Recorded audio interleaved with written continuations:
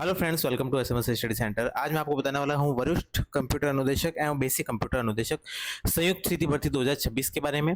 तो अब हम यहां पर बात करने वाले हैं वरिष्ठ कंप्यूटर अनुदेशक और बेसिक कंप्यूटर अनुदेशक। तो यहां पर मैं आपको बता दूं कि पहले भी ये वैकेंसी आ चुकी है और यहां पर पहले वैकेंसी ज़्यादा थी, लेकिन अब जो वैकेंसी है वो यहाँ पर उसकी संख्या थोड़ी कम हो गई है। और 2022-23 के अंदर जो वैकेंसी थी, ये वैकेंसी थी और अब 2026 के अंदर वापस इसको निकाला गया है। तो माध्यमिक शिक्षा विभाग यहाँ पर इसका वो रहेगा, राजस्थान शिक्षा राज्य एवं अधीनस्थ सेवा नियम 2021 यथा संशोधित। वरिष्ठ कंप्यूटर निदेशक के अंदर यहाँ पर 268 पोस्ट है और यहाँ पर अनुसूचित क्षेत्र के लिए 32 है और कुल पद यहाँ पर 300 है। फिर बेसिक कंप्यूटर निदेशक की बात करूँ 2736 और अनुसूचित क्षेत्र के लिए 679।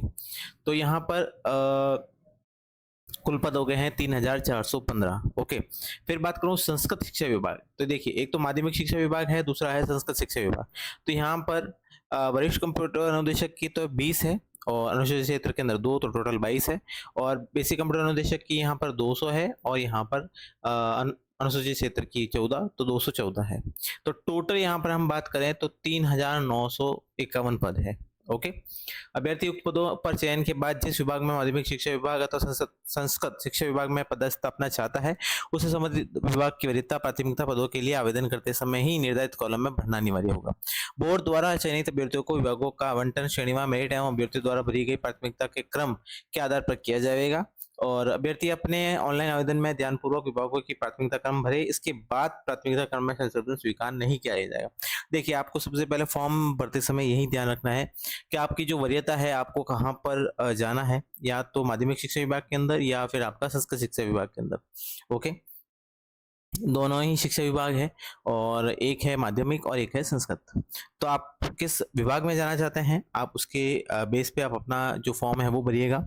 और फॉर्म भरते समय इन सावधानियों का जरूर ध्यान रखिएगा कि आप जो भी फॉर्म भर रहे हैं, चाहे किसी से भरवा रहे हैं फॉर्म ई मित्र से या किसी से भी, तो जो भी अपनी आप एंट्रीज कर रहे हैं, कृपया उसको एक बार आप थोड़ा सा ध्यान में रख के भरिएगा, क्योंकि एक बार कुछ ऐसे कॉलम्स होते हैं जो एक बार भरने के बाद आप वापस उसको फिल आउट नहीं कर सकते, ठीक है ना। आप उसके अंदर कोई भी संशोधन नहीं कर सकते हैं और वही आपके फिर आगे जो आपकी भर्ती है उसके अंदर आपको प्रॉब्लम क्रिएट करते हैं। तो फिर मैं बात करता हूँ ऑनलाइन एप्लीकेशन। देखिए, मैं समस्त वांछित सूचना अवश्य अंकित करें। ऑनलाइन आवेदन भरने से पूर्व बोर्ड की वेबसाइट पर उपलब्ध इस विज्ञप्ति को ध्यानपूर्वक पढ़ लें। मीन्स आपको कोई भी चीज जो भी है, कोई समझ में नहीं आ रही है, कुछ भी नहीं आ रही है, तो आप यहाँ पर मेरे को कमेंट बॉक्स में कमेंट भी कर दीजिएगा, तो मैं आपको यहाँ पर डिटेल बता दूंगा। और साथ ही साथ आपकी जो भी सोर्सेज है, ठीक है ना, आप वहां से भी पता कर सकते हैं कि भाई इसके अंदर क्या करना है क्या नहीं करना है। तो उनके बेस पर ही आप अपना फॉर्म भरिएगा, क्योंकि यहाँ पर आवेदन एक बार गलत हो जाने पर आपका वापस से आवेदन नहीं लिया जाएगा। आवेदन प्रक्रिया आप सभी जानते हैं। आपको एसएसओ आईडी पे जाके लॉगिन में जाके अपना सिटीजन ऐप के अंदर जाके रिक्रूटमेंट पोर्टल में जाना है और वहां पर अपना वन टाइम रजिस्ट्रेशन अगर आपने कर रखा है तो उसको अपडेट करना है, और अगर नहीं आपने पहले से ही कर रखा है तो आपको वहां पर केवल यहाँ पर फिल आउट करना है। जो अप्लाई नाउ का ऑप्शन होता है उसके ऊपर जाके अप्लाई करना है। ओके, और साथ ही साथ में आवेदक अपनी स्वयं की एसएसओ आईडी से ही आवेदन भरना सुनिश्चित करें। देखो, यहाँ पर अपनी आईडी से इसलिए बोला गया है क्योंकि यहाँ पर आपको जो एडमिट कार्ड है वो भी आपकी एसएसओ आईडी पे आता है और जो भी रिक्रूटमेंट भरना होता है, पूरी रिक्रूटमेंट प्रक्रिया आपकी एसएसओ आईडी के थ्रू ही होती है, तो वो भी आपकी वहाँ पर रजिस्टर्ड रहती है। इसलिए आप कृपया इस थोड़ा सा चीज़ को ध्यान रखिएगा। अगर आपकी आईडी है तो अच्छी बात है, नहीं है तो आप उसको क्रिएट करवाइएगा और उसको एसएसओ आईडी को के द्वारा वहाँ पर अपनी ही एसएसओ आईडी के द्वारा वहाँ पर फॉर्म को फिल आउट करीजिएगा। देखिए, एक बार पंजीयन शुल्क आपका लगेगा, अगर आपने पहले दे रखा है तो अब नहीं लगेगा। और यहाँ पर लिखा है अन्य पिछड़ा वर्ग और अति पिछड़ा वर्ग के लिए 600 रुपये, और यहाँ पर दूसरे जितने भी नॉन क्रिमिनल है, अन्य पिछड़ा वर्ग है, अति पिछड़ा वर्ग है, आर्थिक रूप से कमजोर वर्ग है, अनुसूचित जाति है, अनुसूचित जनजाति है, उनके लिए 400 रुपये है। और समस्त दिव्यांगजन आवेदन हेतु यहाँ पर 400 रुपये, अगर कोई भी पीएच कैंडिडेट है यहाँ पर तो उसके लिए 400 रुपये है। और उसी के साथ में देखिए, यहाँ पर मैं आपको कई बार बता चुका हूँ इसके बारे में। यहाँ लिखा गया है, अगर आप कोई भी एक परीक्षा देते हैं और उस परीक्षा में उपस्थित नहीं होते हैं या फिर अपना जो विड्रॉल नहीं करते हैं, तो वहां पर आपकी आईडी को ब्लॉक कर दिया जाता है 2 बार के अंदर, अगर आप वहां पर परीक्षा नहीं देते हैं तो, ठीक है। उसके बाद में आपको फर्स्ट टाइम के लिए 750 रुपये, मतलब एक बार आपको उस आईडी को अनब्लॉक करने के लिए 750 रुपए देने होंगे। अगर आप वापस से वही गलती करते हैं तो वहां पर आपको 1500 रुपए का यहाँ पर शुल्क देना होगा अपनी आईडी को रीओपन करने के लिए। तो यहाँ पर श्रेणीवार और वर्गवार यहाँ पर देख लेते हैं। थोड़ा सा इसको मैं ओके, यहाँ पर बहुत छोटा है, आपको दिख नहीं रहा होगा, तो यहाँ थोड़ा सा इसको जूम इन कर देता है। ये देखिए, अजमेर के अंदर 50 पद है, भरतपुर के अंदर 25, बीकानेर के अंदर 26, चूरू के अंदर 18, जयपुर 67, जोधपुर 23, कोटा 28, पाली 26 और उदयपुर के अंदर 5 पोस्ट है। टोटल 268 पोस्ट यहाँ पर दी गई है। और बेसिक कंप्यूटर अनुदेशक की अजमेर के अंदर 61, अलवर 42, बाड़मेर 187, भरतपुर 14, भीलवाड़ा 140, बीकानेर 83, बूंदी 62, चित्तौड़गढ़ 61 और चूरू 153, 229, धौलपुर 64, हनुमानगढ़ छिन्नू, जयपुर 68, जालोर 179 और जोधपुर 90। तो ये बहुत सारी पोस्ट यहाँ पर आपको दे रखी है। देखिए लास्ट के भी पढ़ लेता हूँ मैं। फलोदी के अंदर 50 और कोटपुतली बेहुर के अंदर 74 और बारां के अंदर 54। टोटल यहाँ पर 2736 पोस्ट है। यहाँ पर वर्गवार दे रखा है आपको, यहाँ देखिए, बैकलॉग एससी, बैकलॉग एसटी, अनारक्षित वर्ग, ईडब्ल्यूएस 10%, एससी वर्ग, एसटी वर्ग, ओबीसी वर्ग कुल और एमबीसी वर्ग, इन सभी का यहाँ पर श्रेणीवार दे रखा है कि किस किस जिले के अंदर कितनी कितनी पोस्ट यहाँ पर दे रखी है। यहाँ पर सामान्य भी दे रखा है, महिला है, और जो भी सामान्य महिला है उनके लिए, विधवा के लिए, वो सब यहाँ पर आपको श्रेणीवार मिल जाएगा। ओके, और अनुसूचित क्षेत्र के लिए यहाँ पर दे रखा है अलग से। फिर ये क्षैतिज आरक्षण हॉरिजॉन्टल रिजर्वेशन के लिए यहाँ पर कुछ पोस्ट दे रखी है। अब मैं यहाँ बात करता हूँ वापस से, जो इसकी पे ग्रेड है वो क्या रहने वाली है, और साथ ही साथ में इसकी और एलिजिबिलिटी क्या रहने वाली है इस पोस्ट के लिए। उत्कृष्ट खिलाड़ी के लिए यहाँ पर पद रखे गए हैं अलग से, और साथ ही साथ में दिव्यांगजन के लिए जो है वो विशेष योग्यजन के लिए क्या रहेगा वो यहाँ पर आपको दे रखा है कि उनकी क्या क्वालिफिकेशन रहेगी। और अनुसूचित क्षेत्र के अभ्यर्थियों के लिए विशेष निर्देश दे रखे हैं। वेतनमान, यहाँ देखिए, वेतनमान आपको राज्य सरकार द्वारा दे 7वें वेतन आयोग के बेसिक कंप्यूटर अनुदेशक का वेतनमान पे मैट्रिक्स लेवल 8 है, और वरिष्ठ कंप्यूटर अनुदेशक का वेतनमान पे मैट्रिक्स लेवल 10 है। ठीक है ना। तो यहाँ देखिए, लेवल 8 और लेवल 10 है, लेकिन आपको प्रोबेशन परिवीक्षा काल में मासिक नियत पारिश्रमिक राज्य सरकार के अनुसार आदेश अनुसार ही दे होगा। तो मैं आपको बता दूं, मैं भी पहले बेसिक कंप्यूटर अनुदेशक ही था, तो यहाँ पर मेरे को भी यहाँ पर पे लेवल 8 के हिसाब से जो मासिक पे होता है, मीन्स 18,000 के समथिंग कुछ है, वो आपको मिलेगा। और जो यहाँ पर वरिष्ठ अनुदेशक है उनका भी यहाँ पर फिक्स पे होता है, उसमें भी आपको शायद 23 या 24,000 रुपए के आसपास यहाँ पर पे ग्रेड मिलता है। ठीक है ना, वो एक फिक्स पे है। जब भी आप वहाँ पर जाएंगे तो आपको वहाँ पर मिल जाएगा, आप या गूगल कीजिएगा तो आपको वहाँ पर फिक्स पे जो है वो मिल जाएगा, कितना फिक्स पे आपको यहाँ पर पे किया जाएगा। तो यहाँ पर पे मैट्रिक्स लेवल 8 के हिसाब से मैं आपको बता देता हूँ कि आपको वहाँ पर कम से कम 18 से 20,000 रुपये मिलते हैं। ओके, और वो भी प्रोबेशन पीरियड में। उसके बाद में आपकी जो पे मैट्रिक्स लेवल 8 है और 7वां वेतन आयोग के अंदर जो भी आपको भत्ते वगैरह है वो सारी चीजें वहां पर मिलती हैं। ठीक है, और यहाँ बात करते हैं उसी के साथ में, ओके, पात्रता एवं शैक्षणिक योग्यता के बारे में। वरिष्ठ कंप्यूटर अनुदेशक के पद हेतु एज पर Rajasthan educational state and subordinate service amendment rules 2021, और यहाँ पर आपको क्या जरूरी है और क्या नहीं है। मास्टर, देखिए, master engineering, ME, master in technology, M Tech in computer science, information technology, IT, electronics and communication engineering, electrical engineering, electric and electronics engineering, और यहाँ पर एमई मांगी गई है, मींस एमटेक या एमई मांगी गई है, या मास्टर्स मांगी गई है इंजीनियरिंग के अंदर, या फिर आपका एमएससी होना चाहिए कंप्यूटर साइंस के अंदर, इंफॉर्मेशन टेक्नोलॉजी के अंदर, या मास्टर इन कंप्यूटर एप्लीकेशन होना चाहिए, बी लेवल या सी लेवल का कोई सर्टिफिकेट होना चाहिए, any equivalent or higher qualification recognised by the government.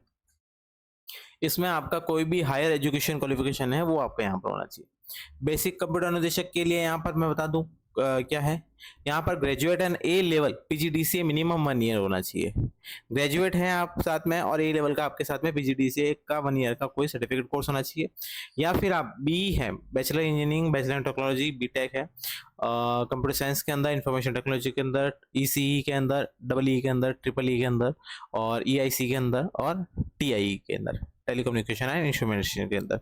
या फिर आपने बीएससी कर रखा है कंप्यूटर साइंस से आईटी के अंदर, या बैचलर इन कंप्यूटर एप्लीकेशन है आप, और any equivalent or higher qualification recognised by the government, ठीक है ना।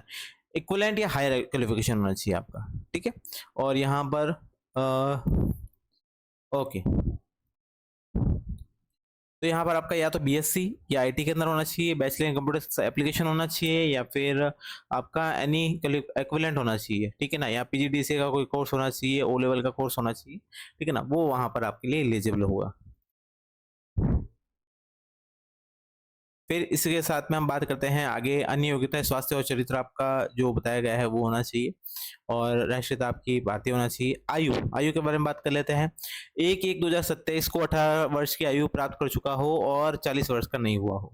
देखिए 2027 तक वो यहाँ पर 1/1/2027 आपको जनवरी तक का समय दिया गया है। यहाँ पर जनवरी 2027 तक वो 18 वर्ष का पूर्ण कर चुका हो, या फिर 40 वर्ष का नहीं हुआ हो, मतलब 40 साल का नहीं हुआ हो। उससे ऊपर अगर जाता है तो फिर वो यहाँ पर उसकी जो कैटेगरी है उसके हिसाब से वहां पर उनको जो छूट है वो दी जाएगी।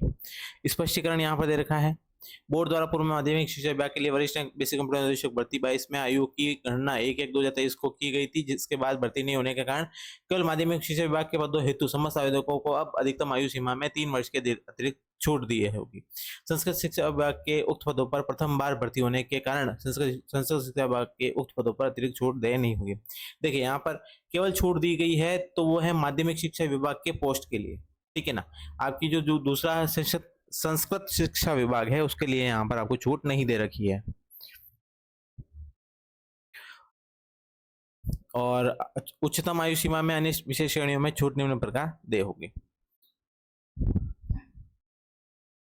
पेंशन आपको नए नियुक्त होने वाले कर्मचारियों के लिए नियमानुसार राज्य सरकार द्वारा दे पेंशन योजना लागू होगी, और आपका विवाह पंजीयन है और परीक्षा का आयोजन सबसे जो मुख्य है वो है परीक्षा का आयोजन। बोर्ड द्वारा वरिष्ठ कंप्यूटर अनुदेशक के उक्त पदों पर दिनांक 22/8/2026 एवं बेसिक कंप्यूटर अनुदेशक के उक्त पदों पर भर्ती परीक्षा 23/8/2026 को कंप्यूटर आधारित परीक्षा या टैबलेट परीक्षा या फिर ऑफलाइन आधारित परीक्षा आयोजित की जाएगी। तो यहाँ देखिए आपको यहाँ पर 22 सितंबर को, ठीक है ना, 22 सितंबर 2026 या फिर 23 सितंबर 2026 दो परीक्षाएं होंगी, एक होगा बेसिक और एक होगा आपका वरिष्ठ अनुदेशक। दोनों को एक साथ नहीं रखा गया है, अलग अलग रखा गया है। अगर आप दोनों पात्रता रखते हैं और वहां पर आप फॉर्म भरते हैं उसके लिए, तो यहाँ पर 22 तारीख को तो यहाँ पर आपका वरिष्ठ कंप्यूटर अनुदेशक की परीक्षा होगी, और 23 तारीख को आप जो बेसिक कंप्यूटर अनुदेशक है उसकी परीक्षा होगी। ओके, और नियुक्ति के लिए अयोग्यता यहाँ पे दे रखी है आपको। आवेदन कैसे करें, आपको वो सारी चीज़ें मैंने आपको बता दी है। आवेदन आपको कैसे करना है, कहाँ से आपको ओटीआर बनना है, वो सारी चीज़ें। और ऑनलाइन आवेदन में संशोधन की प्रक्रिया, अभ्यर्थी का नाम, पिता का नाम, जन्म तिथि, स्वयं का फोटोग्राफ, ये आपका जो है वो चेंज नहीं होगा, ठीक है। एक बार आप जैसे ही आप क्लिक करेंगे ओटीआर करने पर, तो वो ओटीआर के अंदर जो भी आपकी डिटेल है वो सारी की सारी वहाँ पर फैच कर ली जाएगी, और जो भी आपने फॉर्म भरा है मीन्स ओटीआर भरा है, उस ओटीआर वन टाइम रजिस्ट्रेशन के टाइम में जो भरा था आपने, वो सारी की सारी चीज़ें यहाँ पर आ जाएगी। उसके बाद यहाँ पर परीक्षा की स्कीम है, पाठ्यक्रम की बात करते हैं यहाँ पर। तो the examination shall carry 200 marks, यहाँ पर 200 नंबर का पेपर होगा, और दो पेपर होंगे, पेपर फर्स्ट 100 नंबर का, दूसरा पेपर 2 100 नंबर का। The question paper will carry maximum 100 marks. Duration question paper को 2 घंटे होगा, और 100 मल्टीपल चॉइस क्वेश्चन होंगे।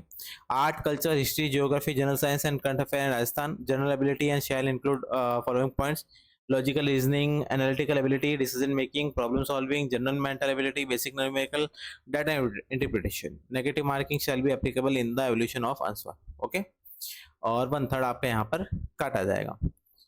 और 40% आपका यहाँ पर पासिंग क्राइटेरिया रखा गया है। पिछली बार यहाँ पर 40% ही रही थी कट ऑफ, इसलिए यहाँ पर ये पहले से ही आपको बताया गया है कि 40% यहाँ पर रखा गया है और 5% आपका रिलैक्सेशन होगा एससी और एसटी वालों के लिए।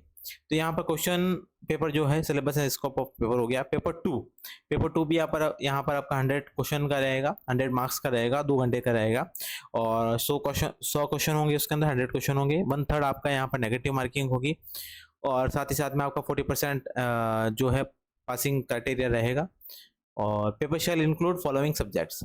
पेडागोगी होगा यहाँ पर, mental ability, fundamental of computer, programming fundamentals, object oriented programming using C++ and Java, data structure and algorithm होगा, एल्गोरिथम्स होगा, डाटा डिजिटल लॉजिक सिस्टम होंगे, कंप्यूटर ऑर्गेनाइजेशन एंड आर्किटेक्चर होगा, ऑपरेटिंग सिस्टम होगा, database management system, software engineering, data and computer networks, network security, basics of communications, web development और syllabus and scope of paper. तो यहाँ पर the syllabus and scope of paper for the examination will be as prescribed by the commission board and appointment authority, as the case may be from time to time and will be intimated to the candidate within the stipulated time in the manner as the commission board appointment authority as the case may be deems if it. Okay, फिर बात करते हैं basic computer instructor के लिए। तो यहाँ पर वही आपका पेपर रहने वाला है। 200 नंबर का पेपर रहेगा, 100 क्वेश्चन प्रत्येक पेपर के अंदर होंगे, 2 पेपर होंगे आपके और इसके अंदर थोड़ा सा कम रखा गया है, जैसे कि लॉजिकल रीजनिंग होगा, decision making, general mental ability, basic numeracy जो 10th बेस पे होती है, डाटा इंटरप्रिटेशन होगा 10th बेस पे, 1/3 नेगेटिव होगा इसके अंदर भी। और पेपर 2 के अंदर यहाँ पर mental ability, fundamental of computer, data processing, programming fundamental, data instruction algorithm, computer organisation operating system, communication and network concepts, network security, database management system, system analysis and design, internet of things and its application, ये सारी चीजें यहाँ पर basic computer instructor के अंदर रहने वाली है। तो ये था full advertisement basic computer instructor और आपका senior computer instructor. Okay, means वरिष्ठ कंप्यूटर अनुदेशक और बेसिक कंप्यूटर अनुदेशक सीधी भर्ती 2026 का ये एडवर्टाइजमेंट था। इसके रिलेटेड आपको कोई भी प्रॉब्लम होती है या फॉर्म कैसे बनना है, क्या करना है, तो उसके लिए आप यहाँ पर कमेंट बॉक्स में कमेंट कर सकते हैं, मैं आपको वहाँ पर उसका सॉल्यूशन दे दूंगा। और साथ ही साथ में अगर कोई भी आपको जानना है, कोई जानकारी चाहिए, तो आप यहाँ पर कमेंट बॉक्स के अंदर कमेंट कर सकते हैं। तो ये थी राजस्थान कर्मचारी चयन बोर्ड की सीधी भर्ती वरिष्ठ कंप्यूटर अनुदेशक या बेसिक कंप्यूटर अनुदेशक संयुक्त सीधी भर्ती 2026। ऐसे ही वीडियो के लिए हमारे चैनल को लाइक, शेयर एंड सब्सक्राइब करना ना भूलें। Thank you so much.